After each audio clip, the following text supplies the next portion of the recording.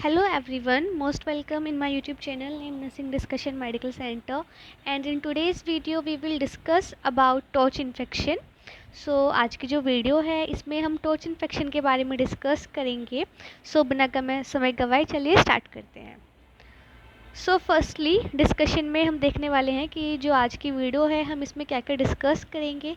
Firstly हम देखेंगे इसका इंट्रोडक्शन कि टॉर्च इन्फेक्शन बेसिकली होता क्या है, किस कारण से वो होता है, what are the causes, what are the sign and symptoms, यानी कि क्या हमें साइन और सिम्टम्स उसमें देखने के लिए मिलते हैं, डायग्नोसिस किस तरह से होती है, what are the complications of torch infection and what is the treatment. One by one हम सबको देखने वाले हैं. चलिए स्टार्ट करते हैं. Firstly, torch infection. Torch infection are a group of congenital infection that are passed from mother to child at some time during pregnancy, during delivery and after birth. Torch infection जो है ये group होता है congenital infection का, यानी कि congenital word से आप क्या समझते हैं. कॉन्जेनाइटल का मतलब होता है बाय बर्थ जो बच्चे को मिलता है. टोर्च इन्फेक्शन क्या है, यह एक ग्रुप होता है, यानी कि एक समूह होता है कॉन्जेनाइटल इन्फेक्शंस, यानी कि जो बाय बर्थ बच्चे को मिलते हैं, जो कि पास कब होते हैं, ड्यूरिंग डिलीवरी, यानी कि डिलीवरी के दौरान ये जो इन्फेक्शन होता है ये बच्चे को पास होते हैं at some time during the pregnancy. और ये जो है किस टाइम पर होता है, mostly during pregnancy and after birth. What is TORCH infection. Torch infection जो है ये एक ग्रुप है कॉन्जेनिटल इन्फेक्शन का, जो कि पास होता है मदर से बच्चे में at some point during the pregnancy and during delivery and after birth of the baby. The original concept of the torch infection was to group 5 infection. अगर हम इसका ओरिजिनल कॉन्सेप्ट देखें कि व्हाट इज़ टॉर्च इन्फेक्शन, तो ये basically 5 infections जो है TORCH infection के अंदर आते हैं. क्या क्या वो 5 वे हैं, तो आज अब हम उनके बारे में देखते हैं. First one is T. तो ये जो है टॉर्च, ये एक न्यूमोनिक है जिससे आप याद कर सकते हैं. T stands for toxoplasmosis. O stands for other agents. Just in second. O stands for other agents जैसे कि hepatitis B, varicella zoster virus and HIV. R stands for rubella जिसको हम जर्मन मीजल्स भी बोलते हैं. C stands for cytomegalo virus and H stands for herpes simplex virus. Okay, herpes simplex virus.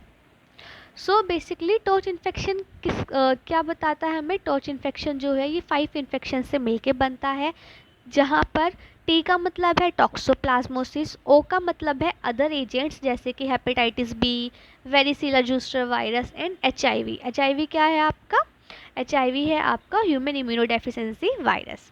R stands for rubella जिसको हम German measles भी बोलते हैं. C stands for cytomegalo virus and H stands for herpes simplex virus. Torch infection are the significant cause of fetal and neonatal death.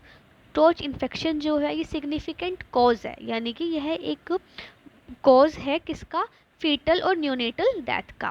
In general अगर हम देखें, torch infections are responsible for 2 to 3% of all congenital disorders और disorders present at birth. अगर हम generally बात करें, जो torch infection होता है वो 2 से 3% जितने भी कॉन्जेनिटल डिसऑर्डर्स होते हैं उनके लिए रिस्पॉन्सिबल होता है, जो कि एट बर्थ बेबी में प्रेजेंट होते हैं. Now what are the causes of torch infection.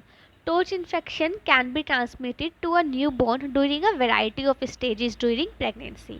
Torch infection जो है वो न्यूबॉर्न में वेरियस स्टेजेस के दौरान जो है वो बच्चे में पहुंच सकता है. The mother can transmit the infection to the foetus through the placenta, यानी कि जो मदर है वो प्लेसेंटा के थ्रू फीटस यानी कि जो बच्चा है उसके अंदर जो है इस इन्फेक्शन को ट्रांसमिट कर सकती है. यहाँ पर एक वर्ड है डेट इज़ प्लेसेंटा.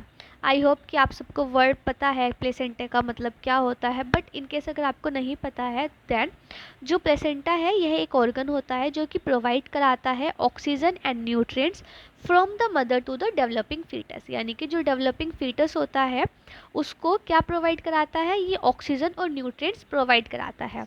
तो प्रेगनेंसी के दौरान क्या होता है कि प्लेसेंटा के थ्रू जो मदर है वो बच्चे में इस इन्फेक्शन को ट्रांसमिट कर सकती है। During child birth the infant में catch the infection from the mother while passing through. यानी कि जब जब बच्चे की डिलीवरी होती है या फिर ड्यूरिंग द लेबर, जब बच्चा माँ के वेजाइना से पास आउट होता है तो उस दौरान भी जो बच्चा है वो माँ से इन्फेक्शन को कैच कर सकता है। So what are the causes? Torch infection जो है वो ट्रांसमिट हो सकता है न्यूबॉर्न में during a variety of stages during pregnancy, यानी कि प्रेगनेंसी के दौरान जो टॉर्च इन्फेक्शन है वो ट्रांसमिट हो सकता है बच्चे में। अगर हम बात करें किस तरीके से, तो ये प्लेसेंटा के थ्रू हो सकता है। प्लेसेंटा जो है एक ऑर्गन होता है जो कि ऑक्सीजन और न्यूट्रिएंट्स प्रोवाइड करता है टू द डेवलपिंग फीटस, और ये माँ से बच्चे में ट्रांसमिट होता है। And also during child birth, यानी कि डिलीवरी के दौरान जो बच्चा है उसके अंदर ये जो इन्फेक्शन है वो पहुँच सकता है। Now what are the sign and symptoms, यानी कि हमें क्या क्या साइन एंड सिम्टम्स बच्चे के अंदर देखने के लिए मिलेंगे। Early sign in the foetus और न्यूबॉर्न इंक्लूड फीवर, बच्चे के अंदर हमें फीवर मिल सकता है। Development of a small head, enlargement of liver and spleen, low birth weight and lethargy. जो छोटा बच्चा है उसके अंदर हमें फीवर किस वजह से होगा? इन्फेक्शन की वजह से फीवर हो सकता है। Development of a small head, यानी कि जो बच्चा है उसका जो हेड है वो छोटा हो सकता है। इसके अलावा enlargement of liver and spleen, जो लीवर और जो स्प्लीन है उनका इनलार्जमेंट हो सकता है। जो बच्चा है उसका लो बर्थ वेट हो सकता है। इसके अलावा लेथार्जी, जो बच्चा है उसको लेथार्जी फील हो सकता है। इसके अलावा अगर बात करें what are the sign and symptoms, बच्चे के अंदर कॉन्जेनाइटल हार्ट डिजीज़ कोई प्रेजेंट हो सकती है। डिफ़िकल्टी बच्चे को हो सकती है फीडिंग के दौरान। जॉइंटिस बच्चे को हो सकता है। Last signs usually occurring after the age of 2 years में इंक्लूड, यानी कि 2 साल के बाद जो बच्चा है उसके अंदर क्या क्या साइन सिम्टम्स हमें देखने के लिए मिल सकते हैं। हमें बच्चे के अंदर vision loss, deafness and seizures मिल सकता है। All right, now diagnosis. किस तरह से हम डायग्नोस करेंगे अगर कोई बच्चा है टॉर्च इन्फेक्शन का? History of maternal infection during pregnancy is key for the early detection of the TORCH infection. यानी कि जब हम मदर का जो है एंटीनेटल चेकअप करते हैं, अगर उस दौरान अगर हमें पता चल जाता है कि जो मदर है उसके अंदर कोई भी मैटरनल इन्फेक्शन है, तो उससे जो है हम अर्ली डायग्नोस कर सकते हैं, अर्ली डिटेक्ट कर सकते हैं। All right, second one is imaging test can also be a key to prenatal diagnosis. Prenatal diagnosis यानी कि before the delivery of the baby अगर हम डायग्नोस करना चाहते हैं तो उसमें हम क्या किसके थ्रू कर सकते हैं? इमेजिंग टेस्ट के थ्रू भी हम कर सकते हैं। अब prenatal ultrasound can indicate usual foetal findings. एक प्रीनेटल अल्ट्रासाउंड जो है वो हमें इंडिकेट कर सकता है यूजुअल फीटल फाइंडिंग्स के बारे में। Also, PCR, that is polymerase chain reaction, help us to confirm the prenatal diagnosis of torch infection. जो PCR है that is polymerase chain reaction, ये भी हमें मदद कर सकता है प्रीनेटल डायग्नोसिस करने में। इसके अलावा CT scan can also help us to detect torch infection. Just a second. Now, what are the complications of torch infections? These infection can cause a variety of complications, include preterm birth। ये जो torch infection है ये variety of infections जो है बच्चे के अंदर complications जो है बच्चे के अंदर कोज कर सकता है, जैसे कि बच्चा जो है उसका प्रीटर्म बर्थ, यानी कि जो उसका नॉर्मल बर्थ का जो टाइम है उससे बच्चे का पहले ही हो जाना। Delay development of the foetus, यानी कि जो बच्चा है उसका जो है डेवलपमेंट ठीक से नहीं हो पाता। फिजिकल मालफॉर्मेशन, यानी कि बच्चे के अंदर कोई भी फिजिकल एबनॉर्मलिटी। इसके अलावा समटाइम्स लॉस ऑफ प्रेगनेंसी, यानी कि फीटस का जो है पहले ही लॉस हो जाना। Now what is the treatment of torch infection? Treatment is highly dependent on the specific agent responsible for the infection. So basically जो भी infection जो है responsible होगा कोज जो जिसकी वजह से जो है इन्फेक्शन हो रहा है, सो बेसिकली हम उसी के ऊपर जो है ट्रीटमेंट करेंगे। सो जो ट्रीटमेंट है वो किसके ऊपर डिपेंड होगा? स्पेसिफिक एजेंट, यानी कि जोन सा इन्फेक्शन है, जो इन्फेक्शन रिस्पॉन्सिबल है बच्चे में, तो उसी का जो है स्पेसिफिक एजेंट उसी के बेसिस पे जो है हम बच्चे को ट्रीट करेंगे। Infants with toxoplasmosis can be treated with pyrimethamine an antiparasitic and sulfadiazine an antibiotic. अगर कोई बच्चा है और उसको टॉक्सोप्लाज्मोसिस की वजह से जो है इन्फेक्शन कॉज हो रहा है, तो हम उस बच्चे को ट्रीट कर सकते हैं किसकी मदद से, पायरीमेथामाइन जो कि एक एंटी पैरासाइटिक है, एंड सल्फर डायाजाइन जो कि एक एंटीबायोटिक मेडिकेशन है। In all suspected cases of herpes simplex virus, infection may be treated aggressively with acyclovir, an antiviral agent.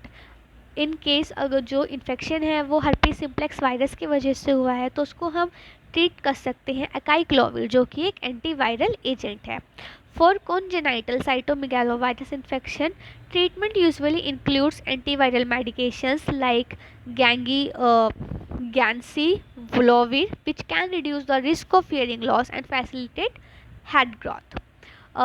जैसे कि अगर कोई भी केस है कॉन्जेनिटल साइटोमेगालस वायरस इन्फेक्शन का, तो जो ट्रीटमेंट है उसके अंदर हम क्या रख सकते हैं, एंटीवायरल मेडिकेशन रख सकते हैं जो कि रिड्यूस कर देती है हियरिंग लॉस के चांसेस को, और ये फैसिलिटेट करती है फीटल ग्रोथ को।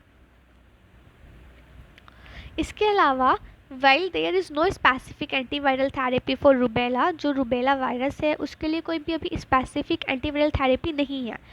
उस केस में हम क्या करेंगे, सपोर्टिव ट्रीटमेंट जो है हम बच्चे को देंगे, and also for screening for hearing and vision issues as well as surgery to correct any heart defect. In case अगर बच्चे के अंदर कोई भी हार्ट डिफेक्ट है तो उसको हम सर्जरी के थ्रू करेक्ट करने की कोशिश करेंगे।